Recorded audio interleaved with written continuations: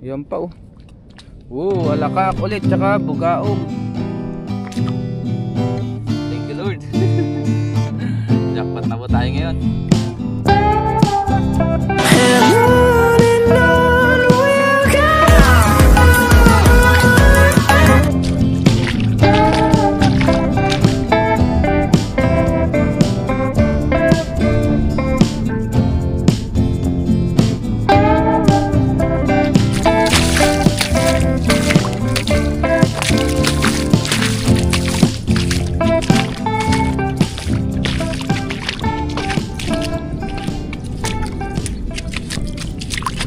Magandang araw po sa ating lahat. Sa video ito tayo ngayon po ay magpapandaw ng ating pamante na iniwan kagabi. Kagabi pala ay nagpandaw na tayo dito. Meron naman tayong ilang pirasong nahuli. Tapos medyo nagkagulo-gulo din yung lambat natin. So sana ngayon hindi na po. At muli samahan nyo po ako ngayon sa ating fishing adventure dito po sa dagat. Magpandaw ulit tayo. Sana marami tayong nahuli na isda para meron na naman po tayong pang ulam-ulam. Maaga po tayo ngayon. Ang oras natin ngayon ay alas 6 na po ng umaga. At ang kapaligiran maganda pa rin. Ayan. Ganito ang kapaligiran ngayon. Pero mamaya siguro araw na po yan. Maaga lang tayo ngayon kaya ganyan ang panahon ngayon. Makulimlim. Ganda ng paligid dito. Naglakad lang po tayo ng siguro mga 800 meters ganyan. 600 to 800 meters. Hindi natin matansay. Pero malayo po yung nilakad natin oh. Dito tayo sa baba naglalatag para may chance tayo makahuli ng malalaki. Sana nga meron malaki na nahuli. Malapit na rin pala tayo. Nandito na tayo. Ayun na yung ating lambat. Meron kaya tayo nahuli. Naku, mukhang nagkabuhol-buhol na naman yung lambat natin guys. May napapansin akong buhol. Tsagaan lang talaga dito sa pangisda, dito sa ibang bansa. Especially dito sa lugar na pinangisda natin. Tsagaan lang dito. Ay, may tropa na ano do. Ayun po yung lambat natin oh. Ito yung pinakapabigat.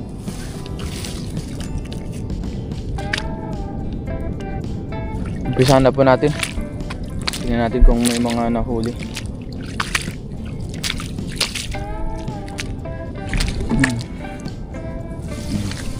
Daming layak oh. Sumabit pa. Ayun, meron. Isa. Uy, meron pa doon oh. So meron tayong nahuli dito na bikaw. One down. Ayan oh. May kasama pang maliit na basura. Oh ba? May crabs na maliit. Gusto na yatang kainin. Ayan. Bikaw. Tanggalin na natin. Kapalo-palupot siya. Itong lambat pala natin ay liligpit na rin natin yan kasi bukas may pasok na rin tayo. Hindi na natin yan mapapandaw mamaya pa kasi maglalaba pa tayo. Dahil ngayon ay araw na naman ng day off. Yan lang natin mag-asikaso sa dorm.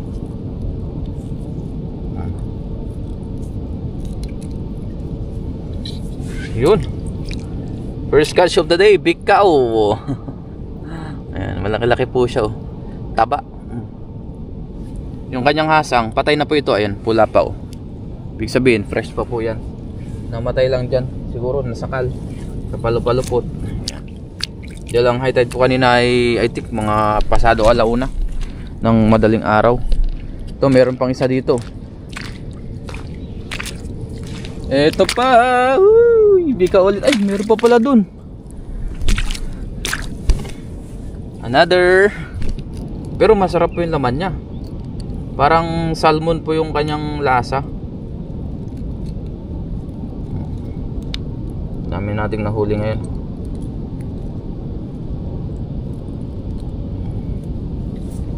Yung mga crabs na maliliit, kinakain na nila pag nakalapag dito. Yan talaga kasi yung pagkain ng mga crabs. Kaya kung mapapansin nyo, pag patay ng isda, kinakain nila yung mga buntot-buntot. Yan. ilang minuto pa lang yan dyan, talagang pag-iinteresa na yan ng maliliit na crabs. Kaya yung buntot niya nauubos. Ito pa isa. Ano to? Yun, alakaak. Tanggalin ulit natin to. May layak pa dito. Ay, layak.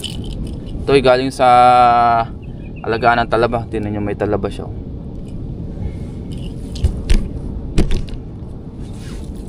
Tanggalin ulit natin tong alakaak.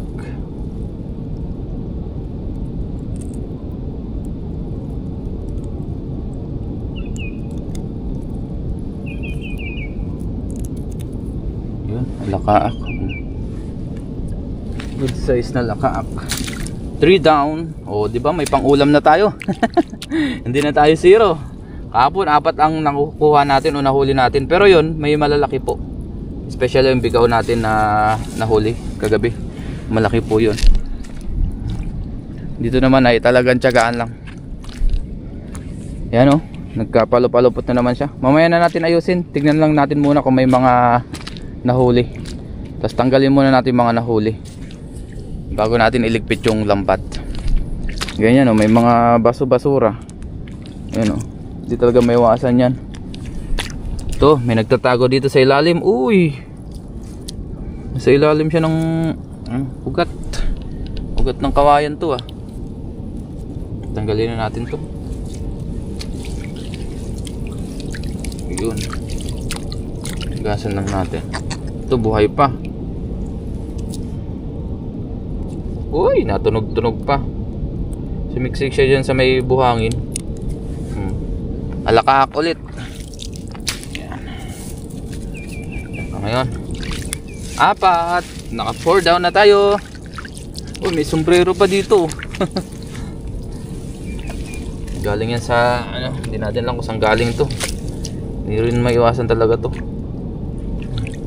Sombrero. Sabi natin mamaya idalhin na rin natin para hindi na pakalat-kalat dito. Yan o. Minsan nalubog yung mga crabs dito eh. Mamaya na lang natin ipakita pagka nakakita tayo ng blue crab dyan. Pag inangat natin yung lambat. Ang ingay na nung alakaak. Ayun o, nagpalo-palupot siya. Yan lang yung prawn niya. Pag dito malapit sa may ayun o, ilog na maliit, ganyan ang nangyayari.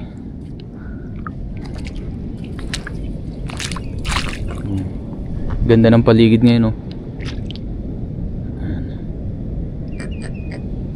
At sa mga bagong taga-subaybay pala natin dito sa ating channel, ito po yung ginagawa natin libangan, tong ating pangingisda pagka day off natin or pagka free time natin dito sa Taiwan. Tapos binablog din natin para all in one na po ba.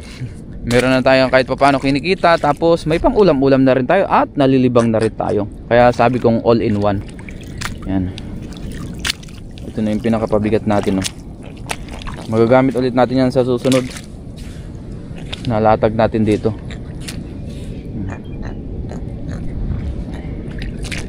Wala na dito. Nagkapalo-palupot siya. Nagkapalo-palupot. Ayusin natin mamaya habang nililigpit natin.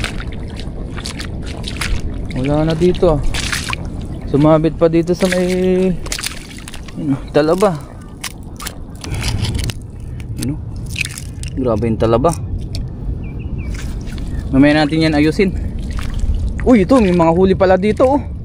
Nagkapalo-palupot siya dito pero may mga huli po. Ayun po oh. Meron pa tayong nasisipat doon. So ito po muna ang unahin natin. Alakaak. Yan. Itong mabiyayaw pag nakakahuli tayo nito oh. Wow, ang taba nito. Sumabit lang sa kanyang bunganga. Alakaak. Ito po ay patay na pero yung gaya nga nasabi natin niya, fresh pa yung kanyang pinaka laman syempre. Ayan, pang 5 na po.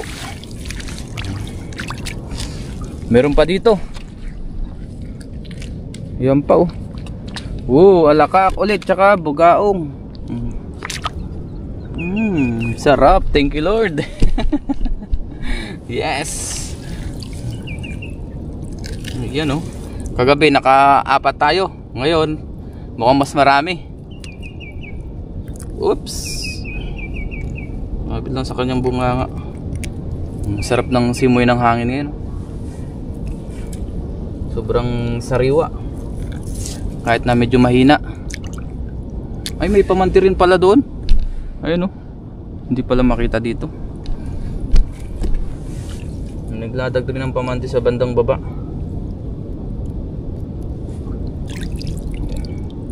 Tagalin natin to. Uy, may napalag-palag doon ah. Ano yun? Ibon yata yun. Ah, ibon nga. Ito po, bugaong.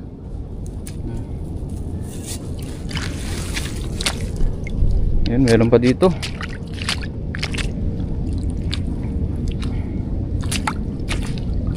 Ito pa, dalawa. Alakaak ulit. Ayan oh.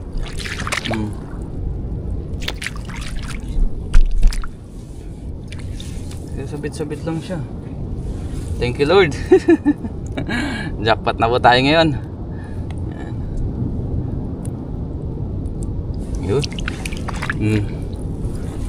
Alakaak. Ito pa ang isa. Yan pa. Kahit na nagkabulbol na yung ating lambat, meron pa rin pong nahuli. Ligpit na natin ito mamaya para may uwi na natin. Maayos pa natin sa turbo. Nakakarami na tayo. Yan na po. Yan, meron pa dito. Ito pa oh. Kabasi tsaka alakaak ulit.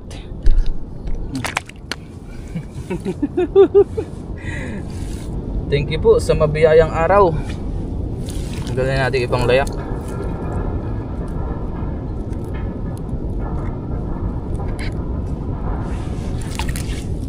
Susunod sa iba naman natin ito ilatag. Hindi dito kasi talaga nagkakabol-bol siya. Yan.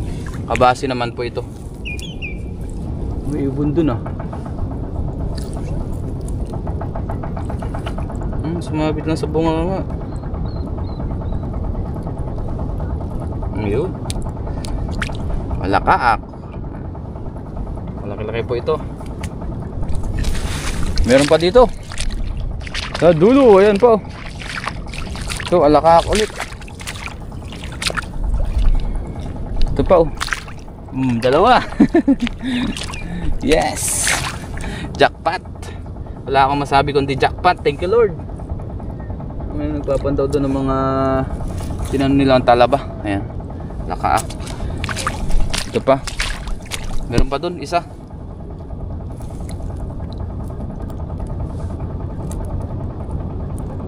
Sumabit. Yun. Another alakaak. Biyaya ngayon, nakarami na naman tayo. Hindi na dun sa kabila kundi dito naman po sa spot na ito.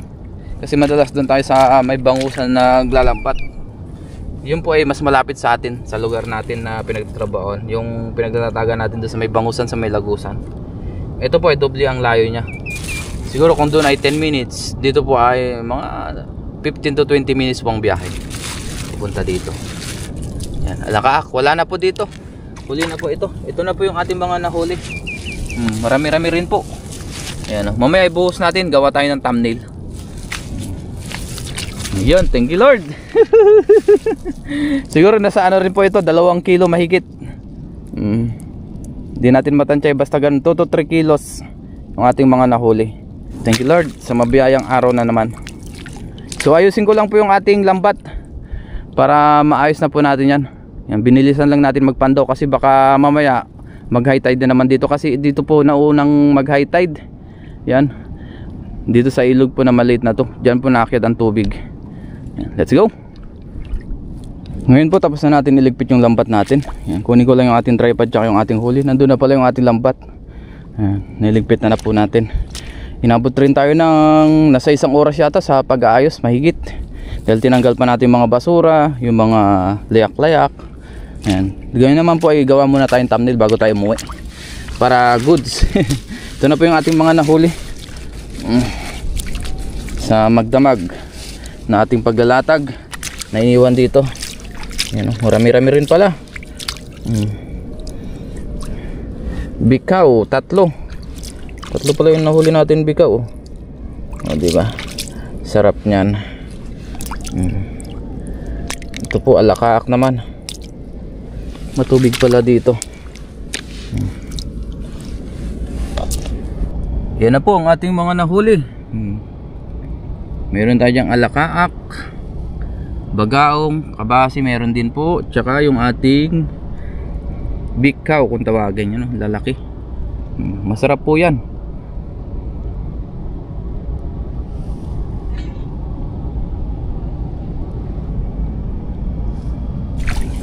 Gawa lang muna tayong thumbnail. Yan. Para meron tayong thumbnail. Yan. Oh.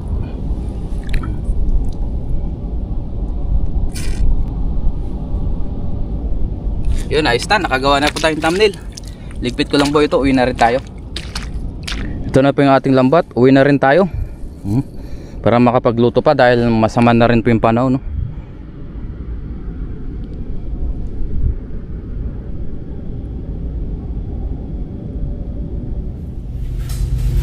Ngayon po ay nasa dorm na tayo. Tapos yung iba nating isda nasa ref na po. Tapos yung iba ay ipiprito na po natin. Nagsalang na rin tayo dito ng kawali. Nag-request po kasi yung ating mga kasama na magprito daw tayo. Tapos isabay natin sa kamatis. Maglagay na po tayo ng mantika. Yan. Prito-prito muna tayo ngayon. Sa mga susunod na lang tayo nalutuan sinabawan. Sari-sari po ito. Merong alakaak tsaka yung ating bikaw. Sari-sari po. Prito na tayo.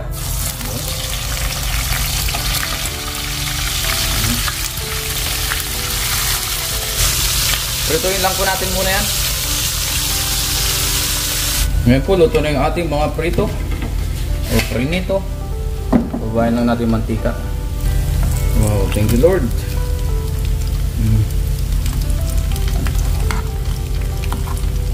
Yun, maganda.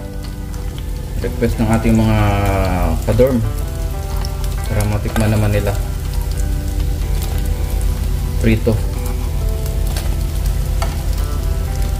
Sabayan natin ng kamatis, sarap.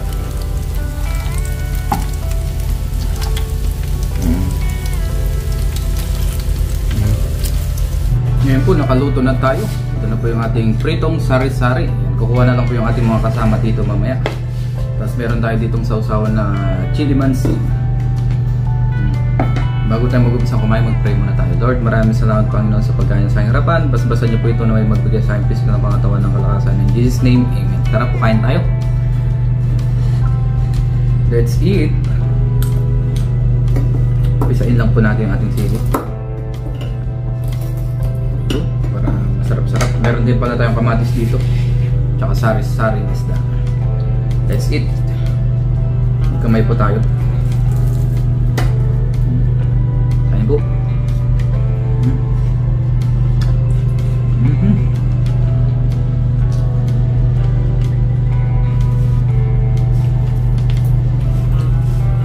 Biyaya po ay marami tayong nahuli sa ating paglalambat.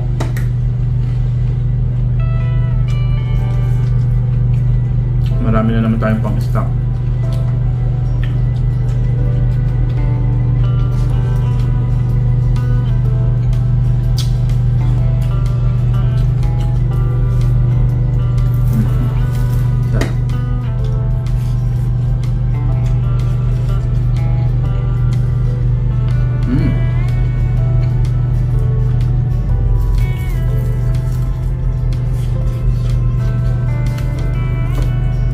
Bagay na bagay siya sa toyo na may kalamansi sa sili.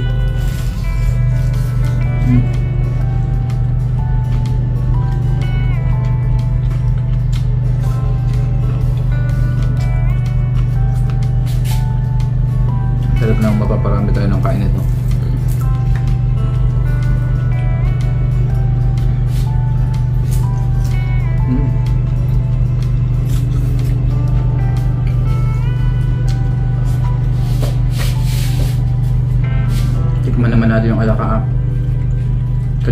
bitkaw.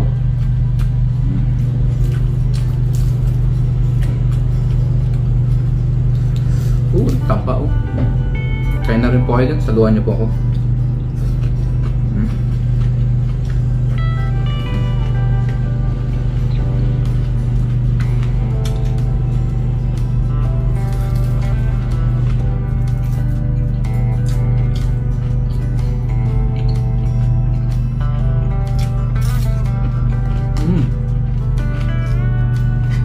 Nagutom.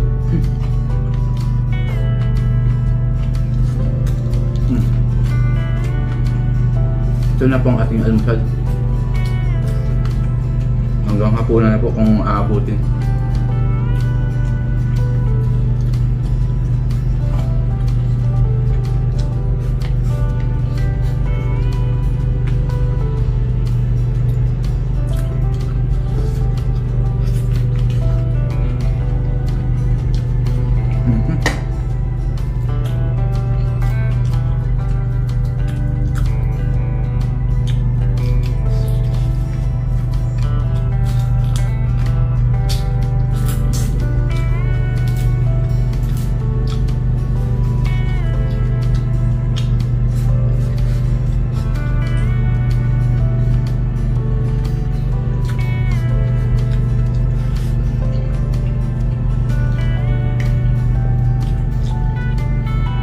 Muli, maraming salamat po sa inyong walang sawang suporta.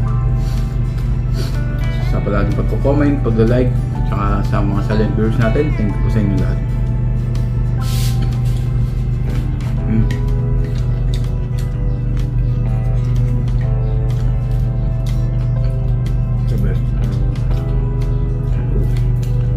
Namiss natin yung mga ganitong klase na isda.